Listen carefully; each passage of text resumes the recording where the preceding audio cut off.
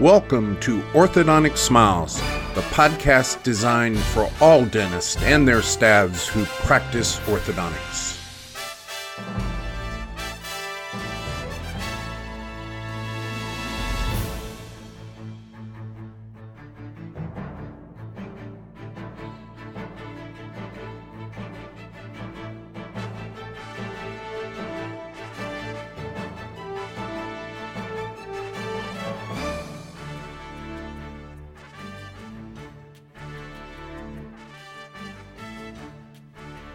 Sometimes we take for granted that it takes a team to be able to provide quality orthodontic care. Staff, no doubt, plays a tremendous role in providing that level of quality care. But we forget that these appliances that we use, the materials that we use, only make our job much easier. These supplies had to be invented, tested, engineered, and manufactured by some very talented and dedicated individuals. Orthodontic Smiles podcast will interview one of these talented vendors. One person, one name stands out in the orthodontic industry as the leader, and that person is none other than Mr. Lindsay Brehm. He has spent literally a lifetime in the orthodontic industry. For over 50 years, he has used his ethical talents to provide us with the tools we needed to practice quality orthodontics. Orthodontic Smiles will chronicle in this interview the history of GP orthodontics in the United States and how a few individuals led us to the American Orthodontic Society. Thank you, Mr. Lindsay Brehm, for all you have done throughout these many years. And now, let's get on with our interview with Mr. Lindsay Brehm. Welcome, Lindsay Brehm, to Orthodontic Smiles podcast. Your name is synonymous with orthodontics all over the world. I mean, literally, your name has touched so many countries with your products. And how did you get into this business of orthodontic supplies and products, Lindsay? Well, first of all, my dad, Dr. Waldemar Brehm, he got me to work in his laboratory doing retainers and, making springs, bending wires and all that stuff when I was growing up. And he was involved with an organization called the IAO, International Association of Orthodontics at the time. Was that a GP organization? It was an organization that helped teach orthodontics to the GP and the pediatric dentist. And so did he found that organization? Yeah, so basically in 1959, there were two doctors, Dr. Max Schleimer and Dr. Leon Pinsker, who were trying to get more education for the general dentist and the orthodontist around the country. And basically at that time, the orthodontic education was shut out for the general dentist. This podcast is brought to you by the American Orthodontic Society. Education. So Dr. Pinsker went overseas to Europe and was able to bring back many doctors like Dr. Schwartz, Dr. Bimler, and so forth to bring back at least the removable part of the education to their peers here in the United States. Was that back in the day of Crozat, or was that before Crozat? No, about the same time in 1959 to 1961. So that's when they started the International Academy of Orthodontics. And from there, my dad also, he had graduated from Northwestern University and in dental school.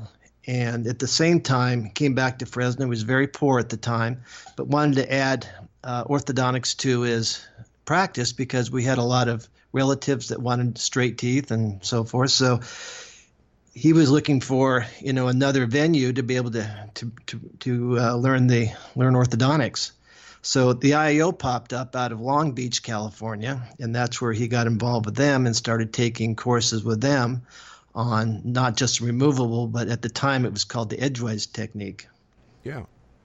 This is so great. I have been dying to put something like this on Orthodontic Smiles podcast because so few GP and pediatric dentists that do orthodontics know the history behind how we were now able to be teaching orthodontics to the GP and the pediatric dentist. There aren't very many people that know this history, so having you on this broadcast is going to be great, and it's going to live on forever. Actually, the history of this. So I'm now. You mentioned at one point Jack Donovan. Who was he at in California? So Dr. Jack Donovan was an orthodontist out of Chicago, Illinois, and he had the largest practice in the world, if I'm not mistaken. But he developed his organization to teach general dentists how to do orthodontics. And so he taught in Chicago, in Florida, in San Francisco, and maybe another location, and provided education to the general dentist. And basically, in the long run, that became the United States Dental Institute, or the USDI.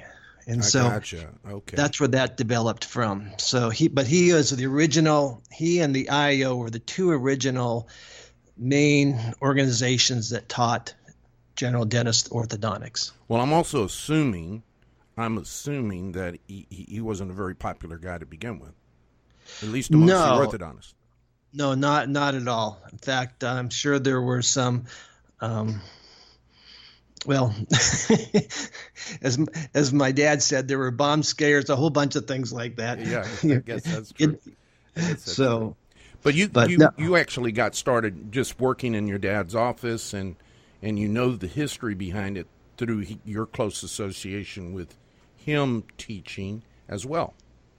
Yes, I would go to the meetings with him actually when junior high and high school, and I would take the cephalometric courses in Steiner and Sassooni, and I would, go through the courses, bend the wires with the doctors, because I was just tagging along with him. We'd have the annual meetings in Palm Springs every year, and I'd get the opportunity when I wasn't swimming in the pool with all the kids to come and learn all about orthodontics. So it was I sort of lived the life with all the original instructors out there. And that's the IAO. That was the IAO organization starting in 1959 to 61. Okay. And eventually, they brought the IAO to Fresno, where my dad was, and he became the executive director for about 10 years, where we did all the mailings and so forth. And he was the president for several years there, also for the IAO. Oh, that's cool. All right. So, how did the AOS get started? Okay, so at that time, the straight wire technique was developed in the early 70s by Larry Andrews from A Company. And Larry Andrews was trying to grow the philosophy of straight wire around the country with the orthodontists. And at the time, they sort of weren't going for it because they like to bend wires, and the straight wire appliance is a pre-programmed appliance that reduces the number of arch wire bends you have to do.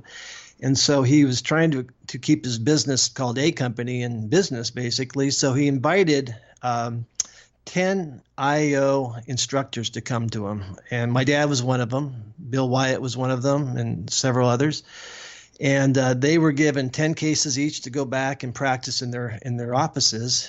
And I know my dad's first case, which normally would take at that time probably 3 years, was like almost completed in 12 months, and he just couldn't believe it. So at that point, he said, straight wire is the way to go. So at that time, he was teaching straight wire all over the United States and the world. And also at the same time, there were courses down in Texas by Dr. Bill Wyatt and Bob Garrity teaching straight wire, who had at one point been students of my father's.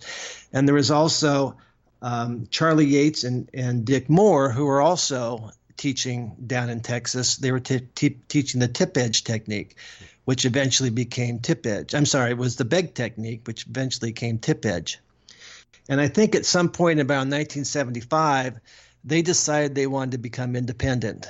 Or did they form the AO? They were part of the IO organization. Okay. All right. And they removed themselves from the IO to start another organization called the American Orthodontic Society, because they wanted to be in control of their own destiny. I take it. I understand. And so At that point, you had Dr. Bill Wyatt and Bob Garrity teaching the straight wire technique to doctors, mainly in Texas at that time, and then Charlie Yates and Dick Moore teaching the beg technique to their doctors. And so that's how those doctors left the IAO to start the American Orthodontic Society. I got it. All right. So that's where Bill Wyatt was out there teaching, and then Bob Garrity came in kind of right after him. Well, yeah, and then Bob actually, they used to give a 5-day orthodontic course. Bob Garrity would come in and teach the 2-day cephalometric portion, and then Bill Wyatt would follow up with a 3-day straight wire course. So it was a 5-day comprehensive course that you could go to at the time. Pretty long hours. When I took Bob Garrity's course, I took it in 5 days down in Florida, and it was only about half a mile from a beach house that I have in Anna Maria, Florida, and Bob Garrity offered it in 5 days. So I just took the 5 days and learned orthodontics and everything he had to teach. It was really a very good course at that time. Well, at the time, my dad was, I think, one that started it. It was very important to have a comprehensive, thorough program, sort of a cookbook technique that the doctors could rely on and feel confident that they could go back to their practices and practice orthodontics on their patients. Limited it to start and then maybe grow it at the time as they go. Now, you've been close to both organizations, the IAO and the AOS, for years. Yes, I've been lucky enough to. I'm 66 years old, but I've been going to the IAO meeting for over 50 years, and I've been going to the AOS since it started in 1975, and I think I've only missed maybe 4 or 5 meetings out of those 95 total. So, yeah, I've seen it grow, I've seen it change, and seen things for the better.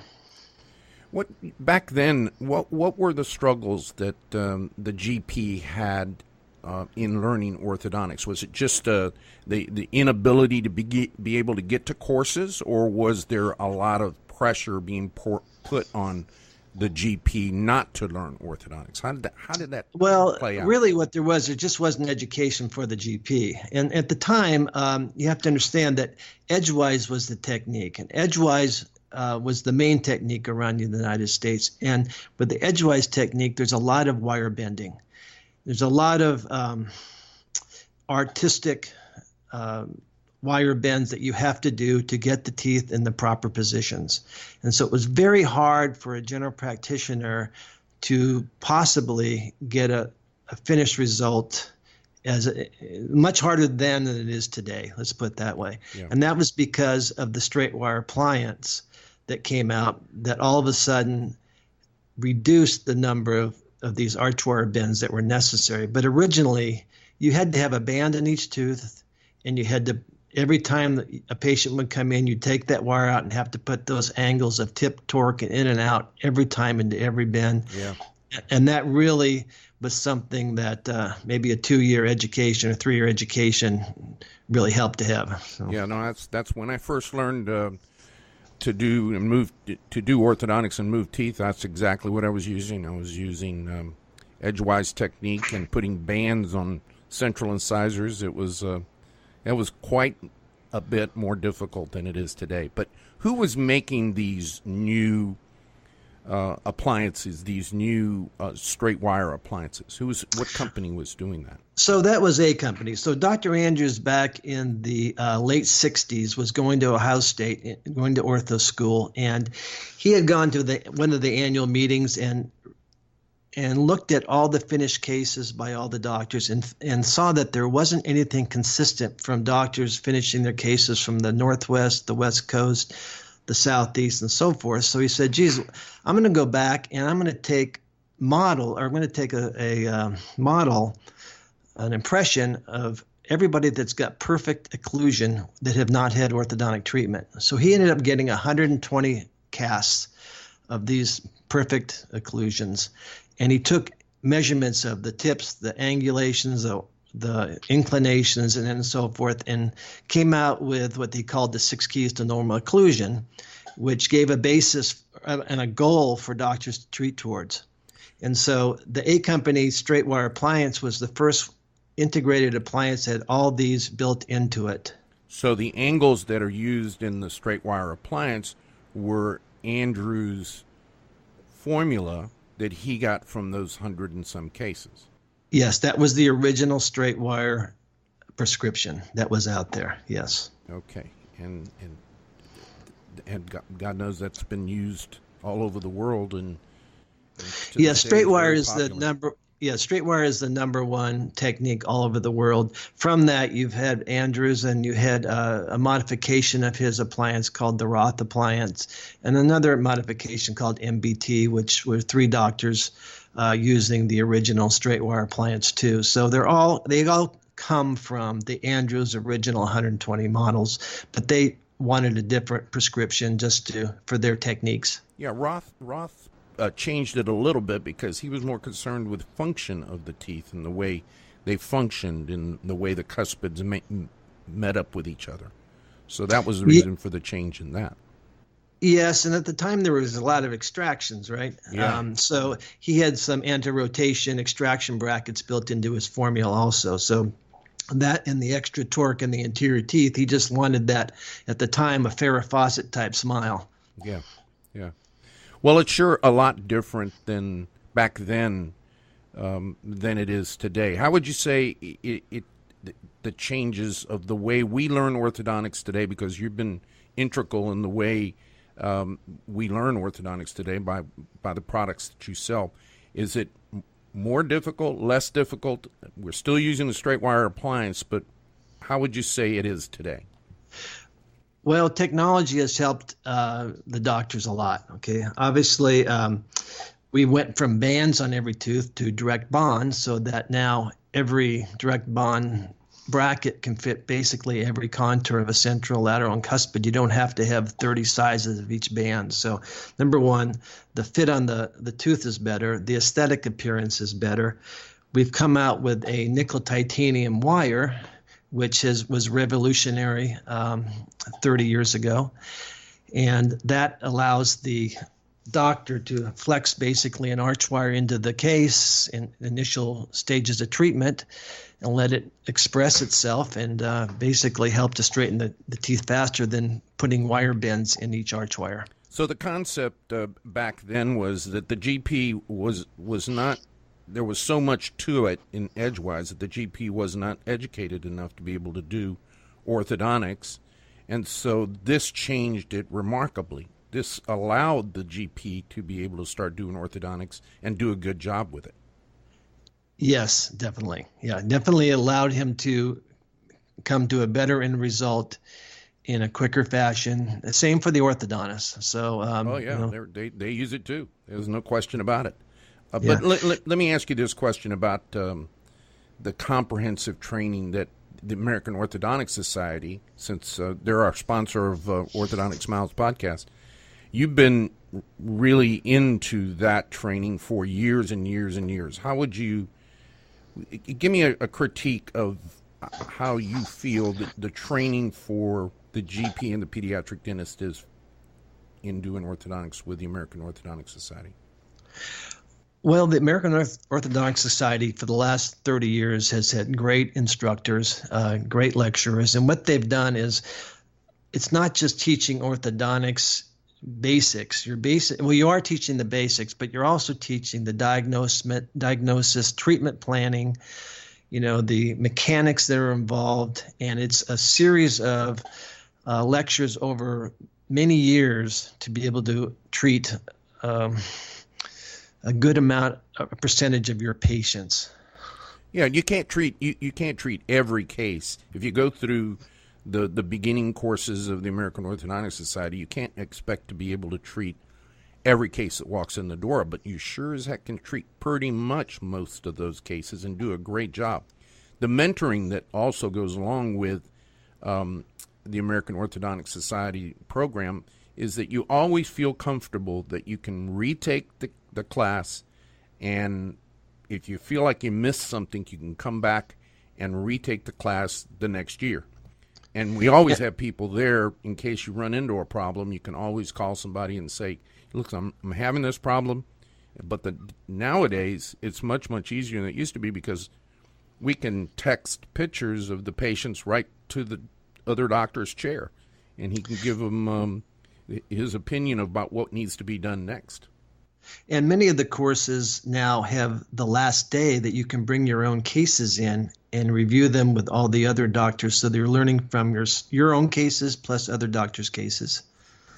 Lindsay, in between all of this stuff that happened years ago with Andrew's brackets and things like that, there were a lot of other little things that got introduced back in the 70s and the 80s, like functional appliances.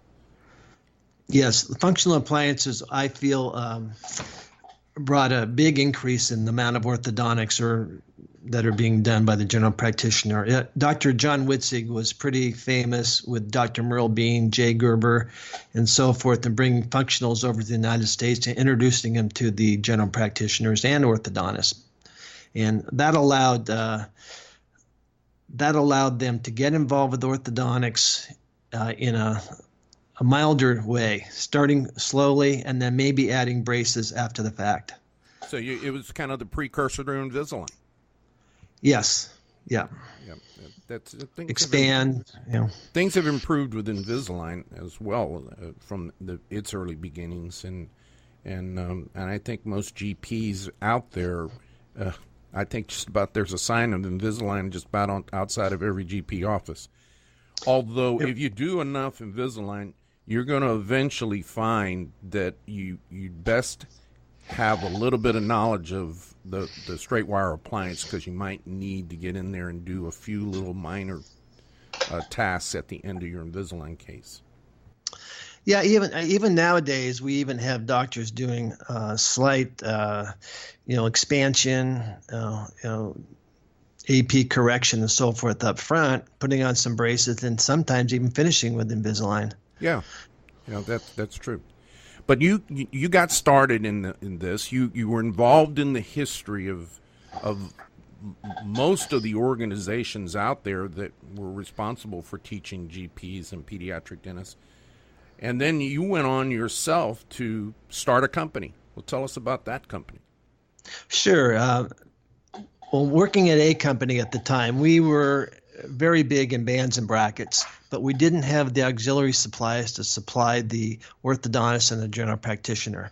So basically, ortho organizers, the name was basically to organize the general practitioner, the orthodontist in their offices, so they didn't have to look in all different drawers for a wire here, an elastic here, and so forth. We were the first ones to really come out with kits and cases and racks to hold things in a proper position, so they knew where everything was. So it's efficient, made the office efficient for the practice. And that was the name of the company.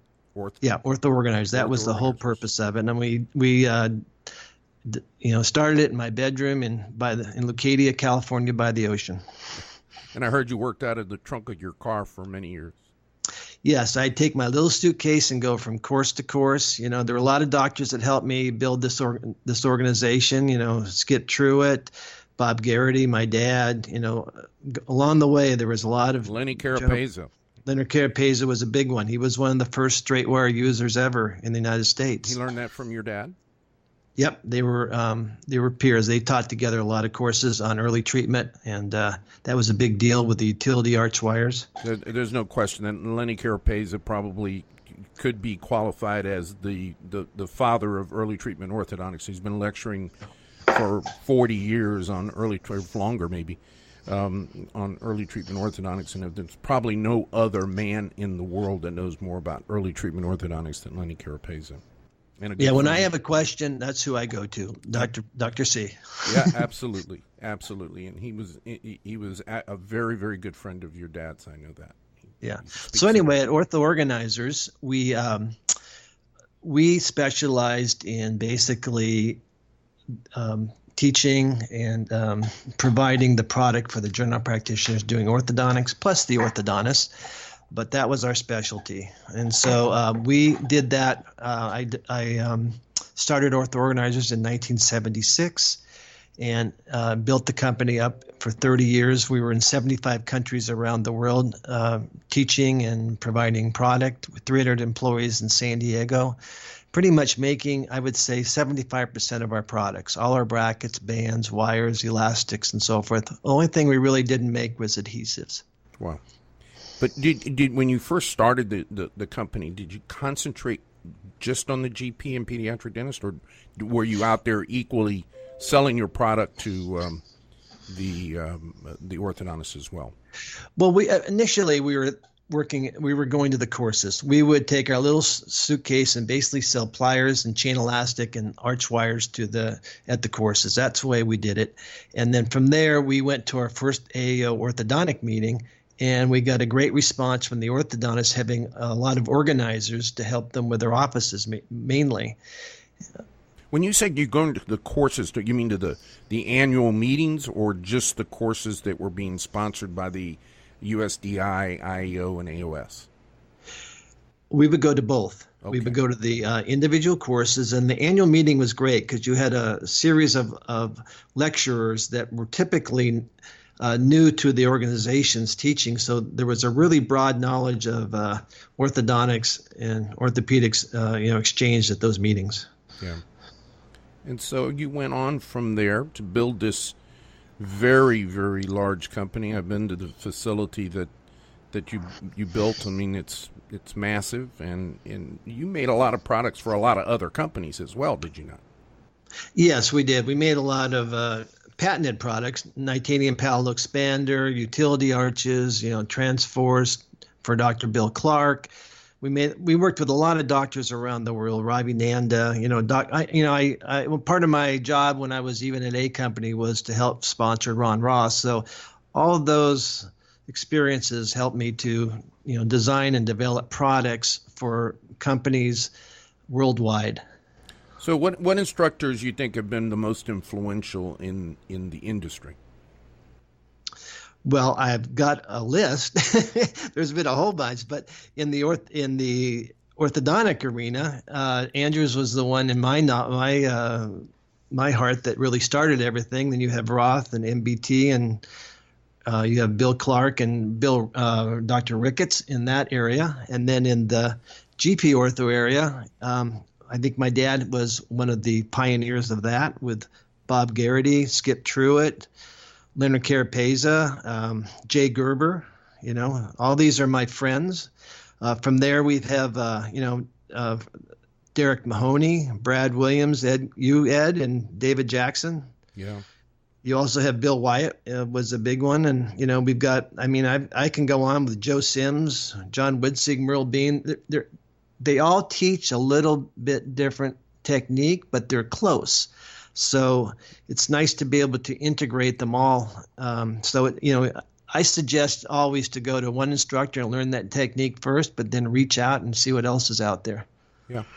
And how did you get involved with the instructors? I mean, did they come to you and say, would you please sell products to my students, or did the students come to you? How did that work?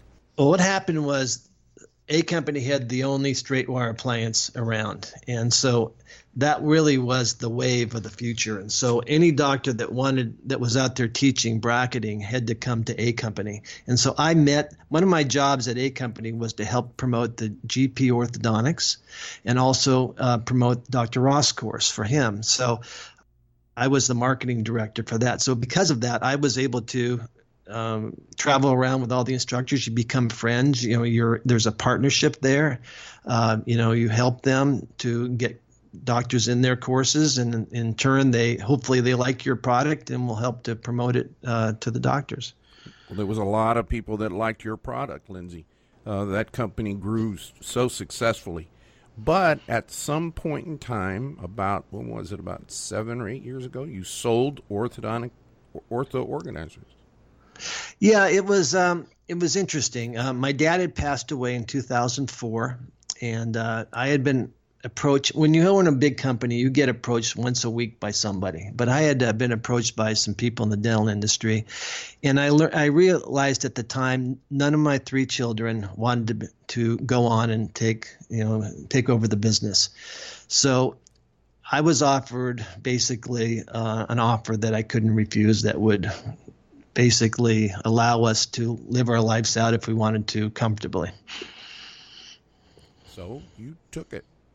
I took it. So anyway, we sold to two private equity firms who eventually sold to Henry Schein, and I was a consultant there for 9 years. I basically trained their sales forces for 9 years and helped them develop a lot of the products that they have on the market today. And then 3 years ago, when new management came in, they put me out to pasture. And so I had a 1-year non-compete, and I had a lot of doctors and dealers around the world say, "Can you come back in the industry? I love working with you." Yeah, but you did a couple of other things in between that. Tell us about that. That's interesting. Oh, sure. So when I had Ortho Organizers, I ended up buying a plastic injection molding company. And at that time, we were making parts for skateboard companies. And so we actually started our own skateboard company called Cairo Skateboards. And we made all of the bushings for all the skateboards around the United States. So that was sort of cool. And, when you went to those conventions, you had to have holes in your jeans and everything was rad and all that stuff. So it was a whole different. I just can't picture you on a skateboard, though. Well, I have to have a helmet, that's for sure. And then once I sold Ortho Organizers, I had a lot of time on my hands, and I golf and I fish and I do all these things. And I started a fly fishing company called Newcast, and we developed and designed fly rods and fly reels and instruments. And how that basically started is I took school how to be a fly fishing guide. And I asked the fly shops, "What do you need?" And they said, "Well, we need better tools." And I said, well, I can do that for you."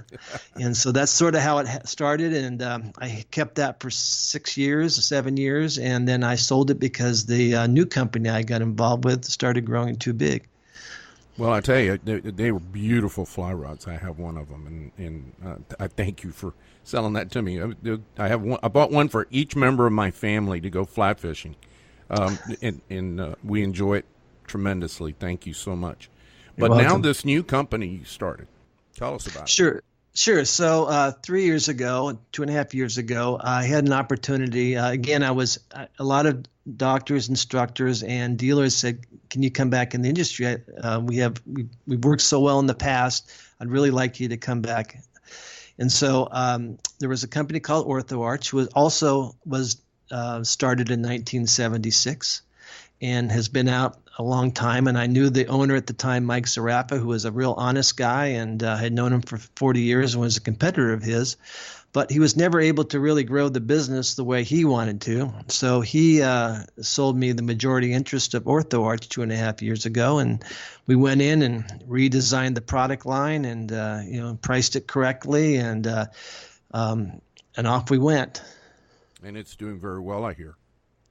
Yeah, it's very humbling. You go to the first meetings, the annual meetings, and you go there, and the doctors and instructors come up to you and say, "You've done so much for me in the past. I'm here for you." And so, again, the partnership meant so much over the years. It meant more than the business, just the friendship. And it's worked out really well. We take good care of the orthodontist and the general dentist, and we give them a good value. We've improved our product line immensely, and it's neat when I can go through a whole week and very rarely ever get a complaint. It's pretty much all positive, and we've tripled the size of the business in 2 years, and it's thankful to friends in the industry. Well, you've done so well, but you're missing a little very important thing. What's the name of this company? OrthoArch out of Schaumburg, Illinois. I still live in San Diego, so I'm not moving there, but it is in Chicago, and we're going to keep it there. And we're going to be expanding here soon. We're starting to make our own wires, brackets, and everything, and doctors are very happy with our product line. Wonderful. I know they are. You brought a great sales force along with them. Can you tell us about that? Sure. Yeah. So basically, I was fortunate enough to get 3 of the best telemarketers I had at Ortho Organizers. They came over to us, and they're instrumental because of their relationships with their doctors over the years. We built the number one telemarketing department there, and what we tried to do was build the relationships with our doctors to take care of them, giving them good prices, good delivery, and so forth. And so we've tried to build that same partnership here with our doctors and instructors.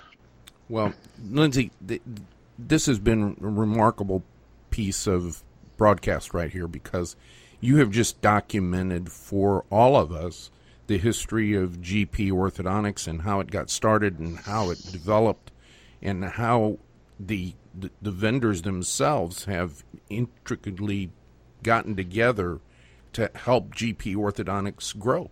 And I think that this was lacking. We didn't have the history. I bet you maybe 3 or 4% of the members of the AOS know the history of GP orthodontics that they practice every day, and you've just highlighted it, and I want to thank you so much. Thanks, Ed.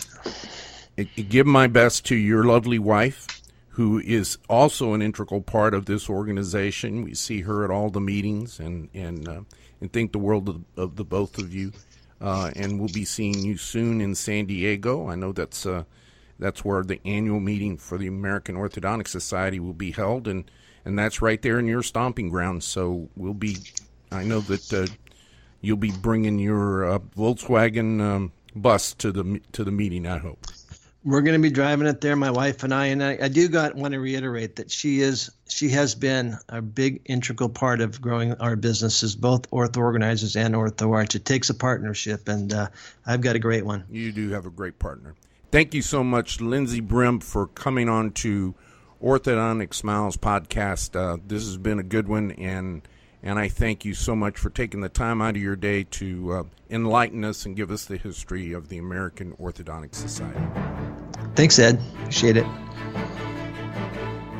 This is your host, Dr. Ed Gonzalez. I want to thank you for listening to Orthodontic Smiles today. If you enjoyed our broadcast, please click the subscribe button.